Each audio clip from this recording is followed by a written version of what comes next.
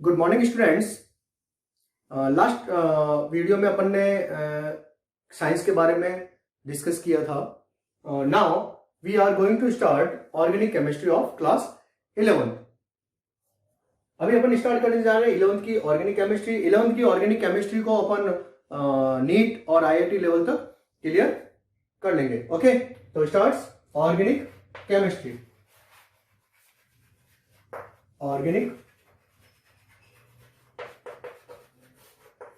Chemistry, organic chemistry बिल्कुल अपन basic bottom से start करेंगे और हाई लेवल तक अपन देख लेंगे। कोई प्रॉब्लम नहीं है आपको। बिल्कुल जो टॉपिक आपको करवाया जा रहा है आप बिल्कुल उसको फेयरली करें, साथ साथ प्रैक्टिस भी करते जाएं। तो स्टार्ट करते हैं ऑर्गेनिक केमिस्ट्री। अपन 11th की ऑर्गेनिक केमिस्ट्री साथ साथ नीट और आईआईटी का भी अपन टॉपिक क्लियर करते जाएंगे। जहां भी क्वेश्चन फ्रेम होता है तो वहां भी अपन क्वेश्चन को फ्रेमिंग करते जाएंगे। Okay, organic chemistry, a branch of chemistry that deals with containing of carbon compound. Okay, a branch of chemistry that deals with carbon containing compound and their derivatives is known as organic chemistry.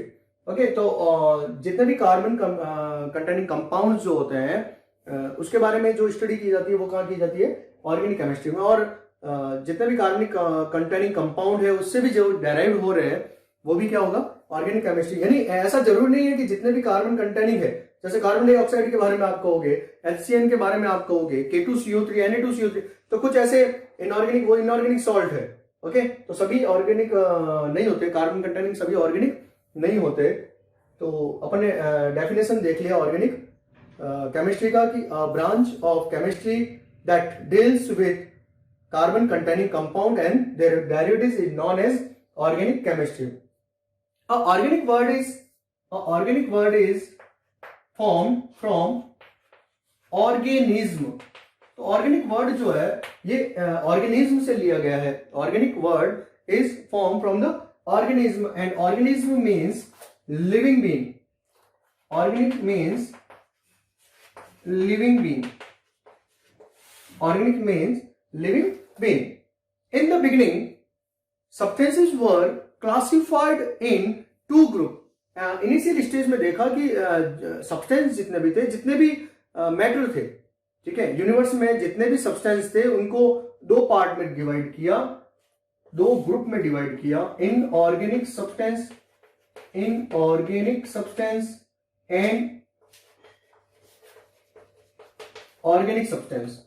Okay, तो universe में जितने भी substance थे, जितने भी पदार्थ थे, उन पदार्थों को दो पार्ट में डिवाइड किया on the basis of their natural sources.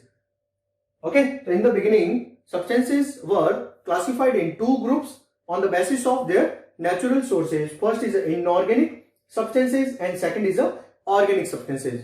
Eight first inorganic substances obtained from abiotic sources.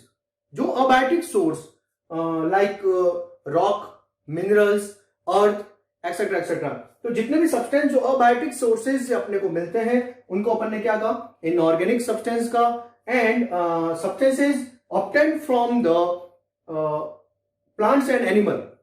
Substance obtained from the plants and animals are known as organic substance.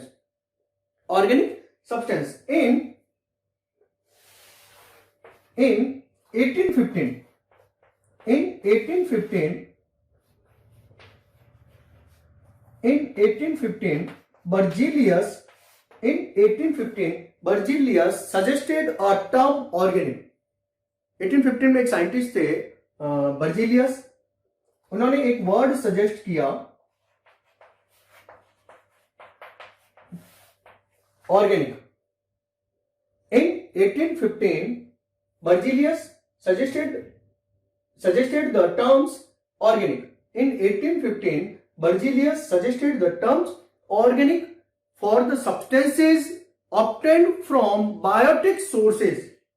Biotic sources, जो biotic sources से जितने भी substance बनते हैं उनको इन्होंने क्या कहा? ऑर्गेनिक सब्सटेंस बोला।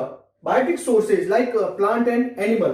तो in 1815 Berzelius suggested the terms organic for the substances obtained from biotic sources like plant and animals by their mysterious forces, by their vital forces. यानी बर्जीलियस ने कहा कि जो ह्यूमन बींग्स जो होता है, ओके, ह्यूमन बींग्स जो होता है उनके बॉडी के अंदर एक मिस्टीरियस फोर्स होता है, एक वाइटल फोर्स होता है, उसके कारण ऑर्गेनिक सब्सटेंस जो होते हैं केवल बायोटिक सोर्सेज के अंदर, जो लिविंग बींग्स होते हैं उसके अंदर ही ऑर्गेनिक कंपाउंड्स फॉर्म होते हैं। ऐसा किसने कहा? बर्जीलियस ने। बर्जीलियस ने क्या कहा कि बर्जीलियस ने कहा कि जितने भी ऑर्गेनिक कंपाउंड्स जो होते हैं वो only and only living organism जो होते हैं उनकी बॉडी में ही सिंथेसाइज होते हैं। And give a theory, vital force theory, vital force theory. तो vital force theory given by Berzelius in 1815। According to this theory, according to vital force theory, according to Berzelius theory, organic substances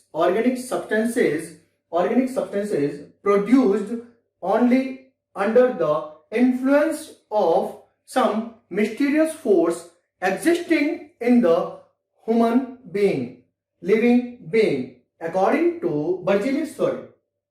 Berzelius theory के according human beings जो होते हैं, living beings जो होते हैं, उनके body के अंदर एक मिस्टीरियस फोर्स होता है। उस मिस्टीरियस फोर्स के कारण ऑर्गेनिक सब्सटेंस जो है वो लिविंग ऑर्गेनिज्म, लिविंग बीइंग के अंदर, ह्यूमन बॉडी के अंदर प्रोड्यूस होते हैं। ऐसा किसने कहा? बर्जीलियस ने कहा। But in 1828 a German chemist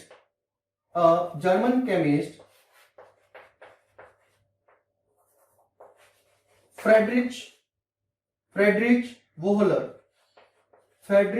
Wohler, in 1828 a German chemist Friedrich Wohler synthesized organic compounds in the laboratory from inorganic compounds. In 1828 1828 में जर्मन केमिस्ट, एक जर्मन रसायनज्ञ था फ्रेडरिच वॉलर, इसने लेबोरेटरी में एक ऑर्गेनिक कंपाउंड्स को फॉर्म किया। By this theory, by this formation of compounds, by this formation of organic compounds in the laboratory, a vital force theory was rejected. Okay, तो जैसे 1828 में फ्रेडरिच वॉलर ने कहा कि भाई जो बात अपने बर्जीलियस साहब कर रहे हैं कि अपने मिस्टीरियस फोर्स होता है, ह्यूमन बीइंग में ही ऑर्गेनिक कंपाउंड्स बनते हैं, तो ऐसी कोई बात नहीं रही। क्यों? जब 1828 में फ्रेडरिच वॉलर ने लेबोरेटरी के अंदर ऑर्गेनिक सब्सटेंस को बनाया। वॉलर ने क्या किया?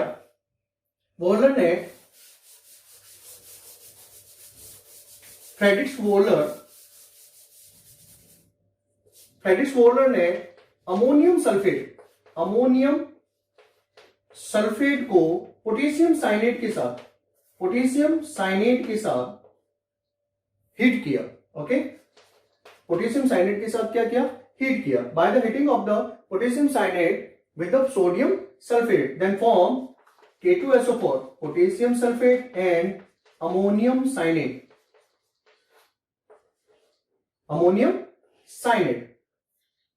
तो वॉलर ने क्या कर दिया कि अमोनियम सल्फेट को पोटेशियम साइनेट के साथ हीट किया।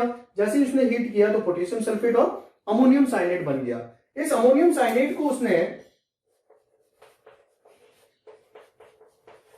साइनेट को जैसे ही ये गर्म करता है तो ये क्या करता है? अपने आइसोमर NH2CONH2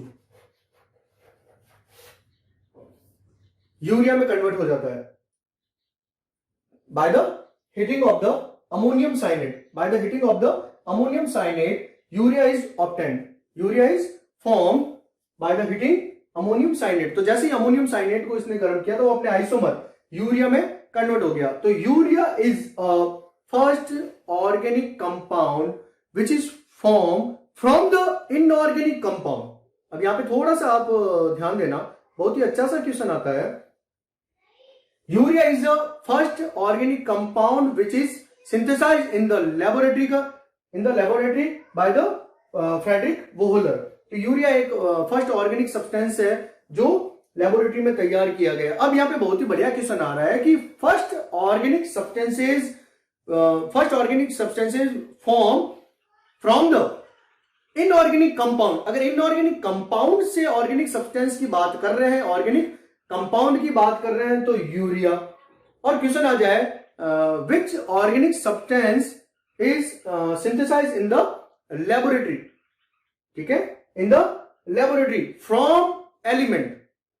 अगर बात है फ्रॉम एलिमेंट से, अगर कंपाउंड से बात है इनऑर्गेनिक कंपाउंड, कंपाउंड से compound urea.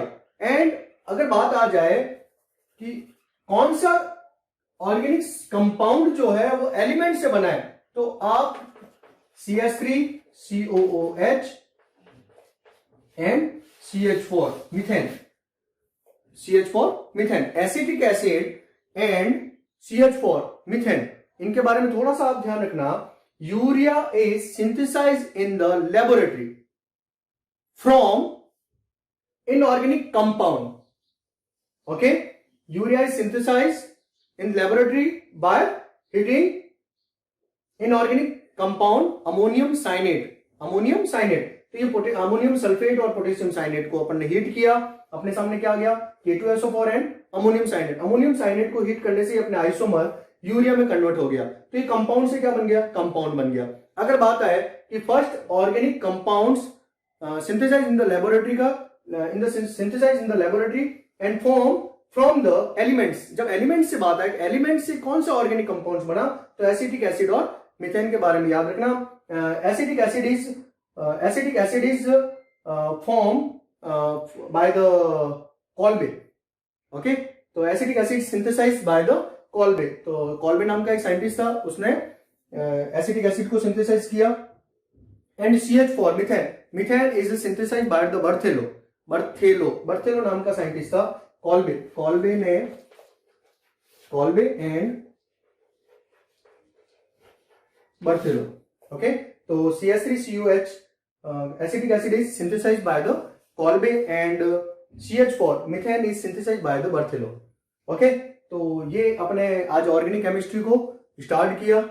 Organic chemistry branch of chemistry that deals with the carbon containing compound and their derivatives. तो कार्बन कंटेनिंग जितने भी कंपाउंड है उसकी स्टडी अपन किसके अंदर करेंगे, ऑर्गेनिक कंपाउंड में करेंगे।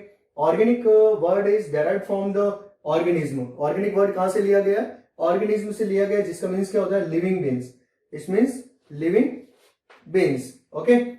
ऑर्गेनिक टर्म्स जो है वो सबसे पहले किसके द्वारा, बर्जीलियस के द्वारा दिया गया। और उसने कहा कि जो लिविंग बींग्स जो होते हैं उनके बॉडी में एक मिस्टीरियस फोर्स होता है, वाइटल फोर्स होता है, उसके कारण ऑर्गेनिक कंपाउंड जो है केवल लिविंग बीइंग में ही प्रोड्यूस होते हैं। और ऐसा कहकर उन्होंने एक थ्योरी दिया जिसको बोला अपन ने वाइटल फोर्स थ्योरी।